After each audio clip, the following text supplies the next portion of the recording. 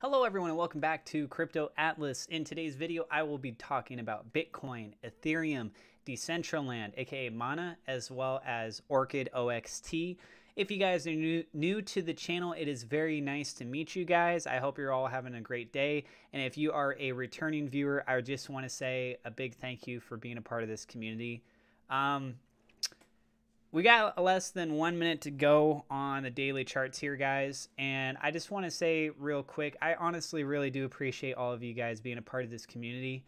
I don't know what's been going on. The last couple videos, we've been way down on our views on things. And I don't know if you guys have the bell notification on, if you're actually getting alerted of this stuff, if YouTube is promoting more other people and I'm just getting shuffled off to the side.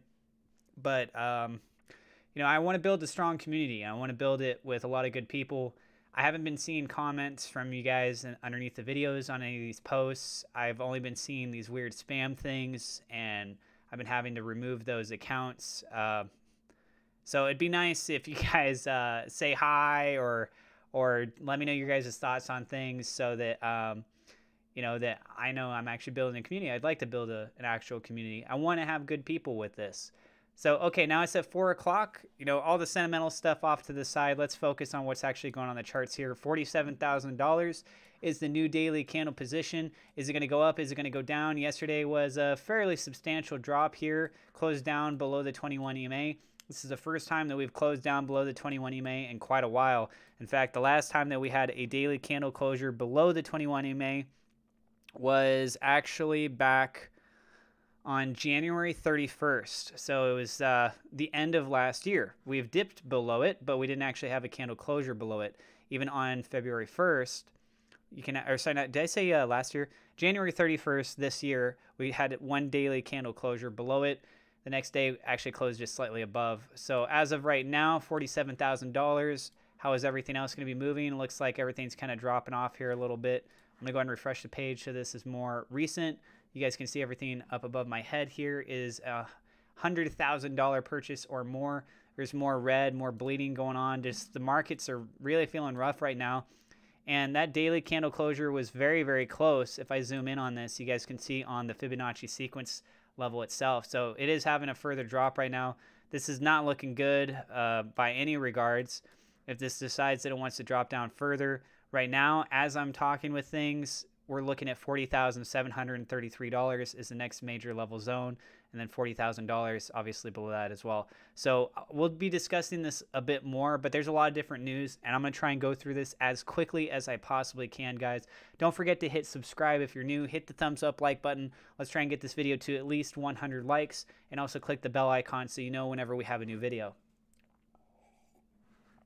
All right, and like I said, I'm going to try and fly through this real fast. I'm on Twitter at AtlasOfficialTV in the bottom left-hand side. If you guys want to check me out and come and hang out with me over there. People on Twitter, important development in Bitcoin. Stone Ridge filed with the SEC to become first open-ended mutual fund to buy Bitcoin. Very bullish news. Bullish meaning good news, right? Bearish meaning not so good news. In 5 years, 1 billion people will own Bitcoin. And this was shared by Michael Saylor. Absolutely phenomenal article. Really cool. You guys want to check that out. It's through businessinsider.com. Documenting Bitcoin said, if you think Bitcoin is only used by criminals, wait until you hear that banks help launder $2 trillion every year. Crazy to think about, right? This guy, I thought this was funny. Bitcoin is worthless. Okay, give me one for free then, right? If you really think that it's worthless, all right, send it to me for free. Thought that was absolutely interesting. Just shared 2 minutes ago. Look at that. Coinbase confirms institutions are driving the Bitcoin bull market. Okay. And Jack shares a little article here too for that. Anyways, let's go ahead and keep moving because like I said, we got a lot of stuff. Coinbase announced that they're going to be doing an IPO. Coinbase Global made public on Thursday the prospectus for its much anticipated initial public offering, setting up the company to possibly launch its IPO in March. Companies typically have to wait 15 days to commence a roadshow for their IPOs after making the prospectus public. This means Coinbase could launch the direct listing as soon as next month. Coinbase isn't conducting a typical roadshow, but may host one or more investor days, the prospectus said. So what do you guys think? Do you guys think that they're going to be pushing really close to that 15-day period, or do you think it's going to be extended out further? Moving on to the next thing. Bitcoin may be weighing on tech stocks again. Investors should be wary. We're seeing a big correlation going on at the moment. This does not typically happen, but sometimes it does, between the stock market with the tech industry space and with Bitcoin. Semiconductor maker NVIDIA, for example, was down 8.1% at $532.94. Payments app Square, meanwhile, also continued its slide, down 4.3% at $227.09. So we're seeing relationships between these and more.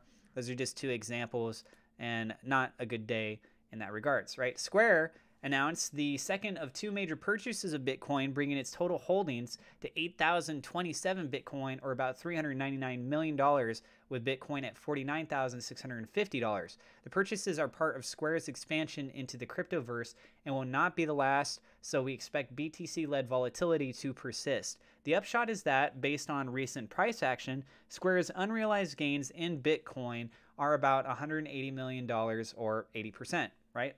So absolutely phenomenal. Up next, crypto exchange. The largest crypto exchange in Southeast Asia, Philippines-based PDAX, experienced a technical failure that led to Bitcoin trading at $6,000, an 88% discount to its current price. Following the incident, PDAX asked its customers to return their Bitcoins, threatening legal action. A local news outlet, BitPinus, has reported, or BitPinus, I don't know how you say that. Our client's trade transaction was legitimate under applicable law, decided cases, and of course, according to PDAX's very own terms and conditions / user agreement.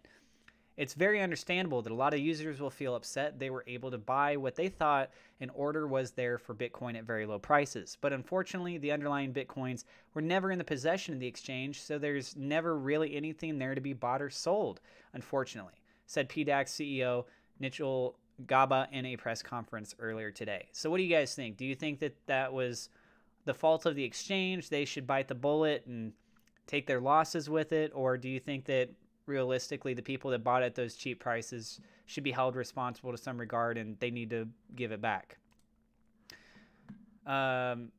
Personally, it sounds to me like it's the exchange's fault and they're just trying to find a legal loophole to be able to get away with it. Bitcoin uses more electricity per transaction than any other method known to mankind. This is what Bill Gates told CNBC's Andrew Sorkin in a live stream Clubhouse session on Wednesday. Gates went on to tell Sorkin that there was a more efficient way of doing digital currency that wouldn't require such high usage of electricity. Gates seemed to hint that a digital currency might be in the works at his foundation. Whoa, lo and behold, right? He says Bitcoin's not good, but he's got the answer. He's making it, right?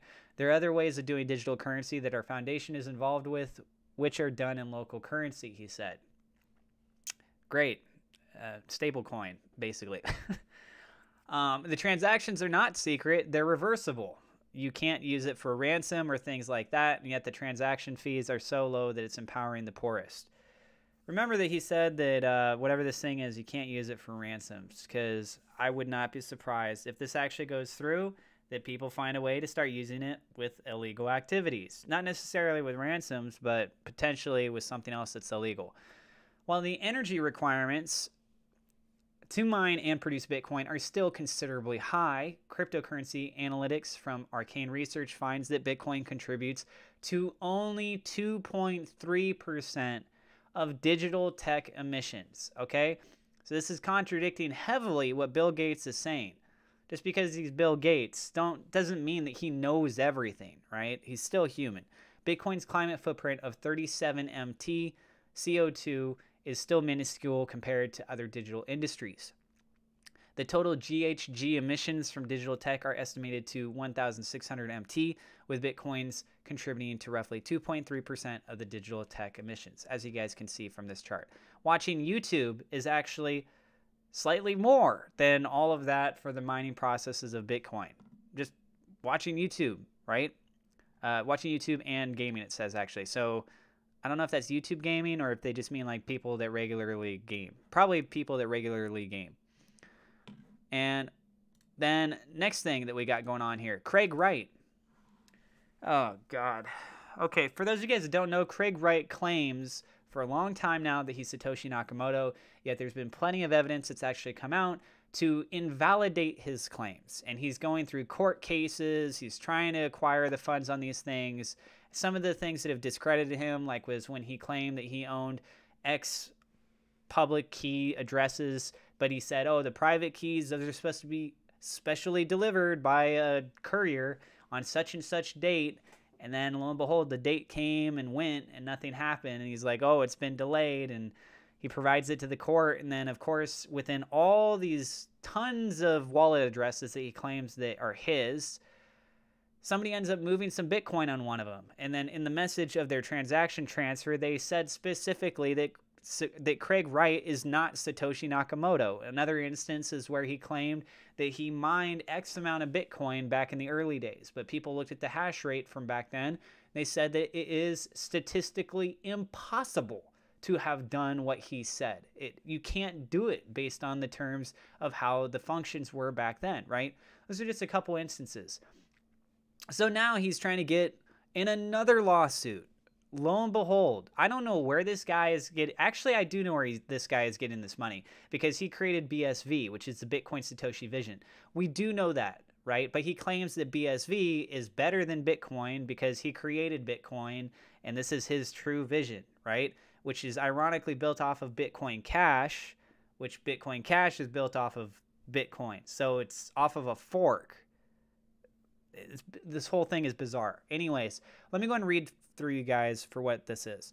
Fresh from inboxes on Wednesday. Litigation law firm Ontario LLP has today begun groundbreaking legal proceedings against a number of Bitcoin developers on behalf of Tulip Trading Limited, or TTL, a Seychelles company whose primary beneficial owner is Dr. Craig Wright. They remind us, as if we needed reminding, that Dr. Wright is the inventor of Bitcoin, from what they're claiming, who set out his vision for the digital currency in his famous white paper under the pseudonym Satoshi Nakamoto.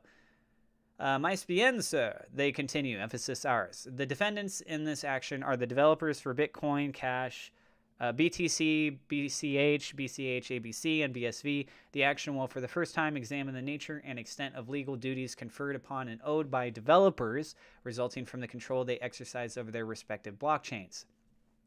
In February 2020, Dr. Wright's personal computer was hacked by persons unknown and encrypted private keys to 2 addresses which hold substantial quantities of Bitcoin belonging to TTL were stolen. These assets were and continue to be owned by TTL.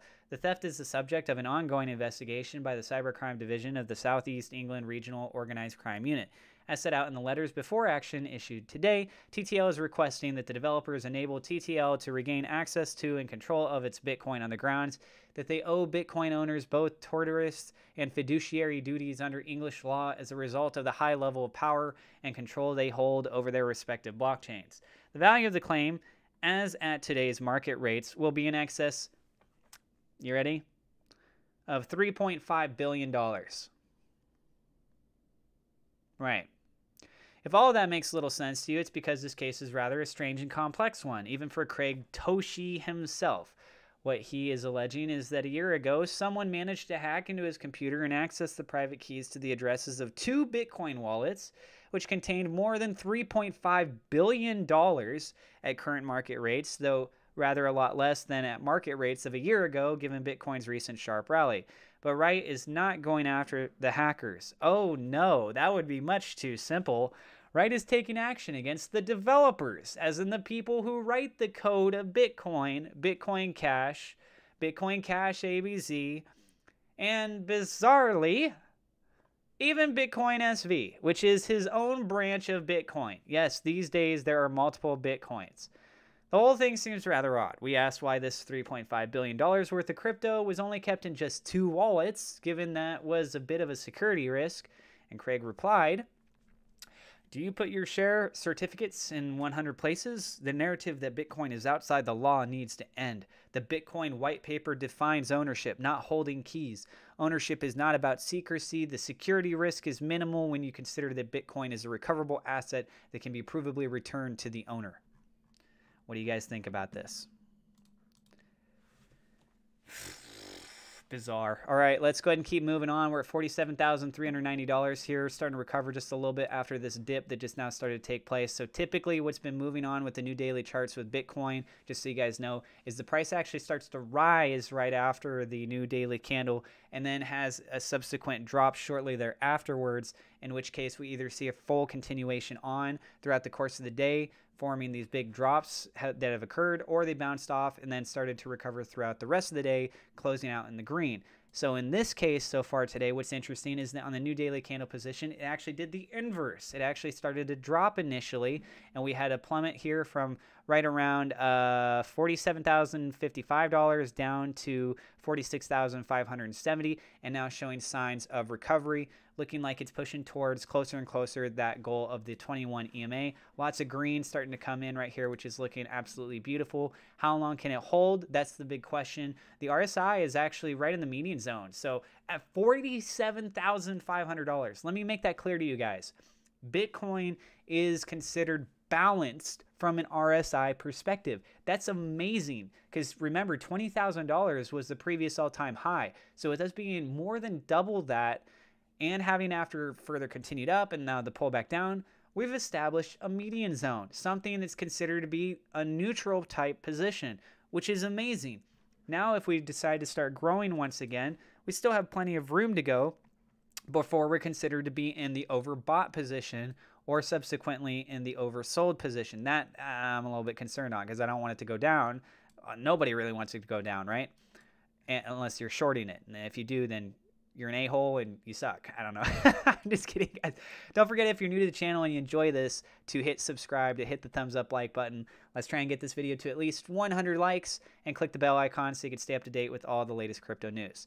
So as it is right now, let's try and get above the 21 EMA. That is at $48,000 respectively. If we break above that, we're going to see potentially some resistance at $49,000. Of course, we're going to see it at $50,000. Further continuation up above that. Looks like we're seeing a little bit of association right here. That's at 50,841. We've got another one at 52,613, guys. And then all the way up here, breaking above 57,662. And then we can break above the all-time high of 58,441 as we start to near going back towards the $60,000 range. So there's a whole bunch of levels of resistance now that we have to try and break above to just be able to still get back to the price discovery zone. That's a little bit concerning, but if it can smash through these and establish support through each one of them, then we're looking good, right? So in the short term, seeing a huge parabolic run is going to be difficult. It's not impossible, but it's going to be difficult because we have so many different roadblocks now set out in front of us. If this decides it wants to go down, we do have support at $46,920, right? Down below that, we can also see another instance off of the bottom wicks here at $46,700. So pretty close within that range. And then a substantial drop, we could potentially see it pulling all the way down here on the Fibonacci sequence down to $40,662. The volume was quite considerable on February 22nd and 23rd, with a bit of a decline taking place on February 24th and 25th. We're going to be going into now the Friday candle, the Friday opening with Wall Street. How everyone's going to react to something like that is going to be a good question, given the fact that there is a little bit of a correlation between this and the stock market as of recently, and we've been seeing some bleeding going on in the stock market. I would not be surprised to see if people buy the dip on the stock market and we start to rally up again as of tomorrow. I'm not a financial advisor. This is just my own personal opinion, my point of view on these things, but that's what I think very well could potentially end up happening.